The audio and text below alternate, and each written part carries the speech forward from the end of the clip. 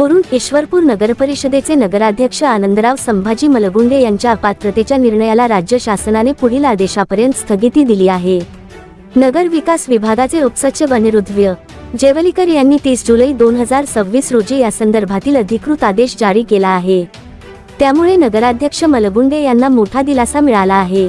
महाराष्ट्र नगरपरिषद, नगरपंचायती व औद्योगिक नगरी अधिनियम 1965 च्या कलम 44(1) अन्वये सांगलीच्या जिल्हाधिकाऱ्यांनी 10 जुलै 2026 रोजी आनंदराव मलगुंडे यांना अपात्र ठरविण्याचा आदेश दिला होता।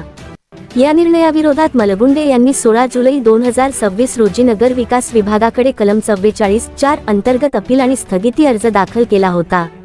या अपील व स्थगिती अर्जावर सक्षम प्राधिकारी तथा उपमुख्यमंत्री व नगर विकास मंत्री यांच्या अध्यक्षतेखाली 30 जुलै 2026 रोजी सुनावणी निश्चित करण्यात आली होती।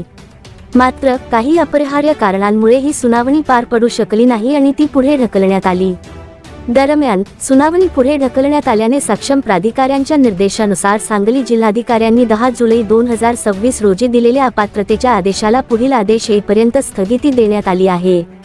या निर्णयाची प्रत सांगलीचे जिल्हाधिकारी, जिल्हा सहायुक्त, नगरपरिषद प्रशासन शाखा, वरून ईश्वरपूर नगरपरिषदेचे मुख्याधिकारी तसेच अर्जदार आनंदराव संभाजी मलगुंडे आणि जयकर दिनकर जाधव यांना पाठविण्यात आली असून या आदेशाची पोहोच शासनाकडे सादर करण्याचे निर्देशही मुख्याधिकाऱ्यांना देण्यात आले आहेत। वरून ईश्वरपूरच्या राजकीय घडामोडींमध्ये महत्त्वपूर्ण मानल्या जाणाऱ्या या निर्णयामुळे नगराध्यक्ष आनंदराव मलगुंडे यांना तात्पुरता दिलासा मिळाला असून आता पुढील सुनावणी आणि शासनाच्या अंतिम आदेशाकडे सर्वांचे लक्ष लागले आहे।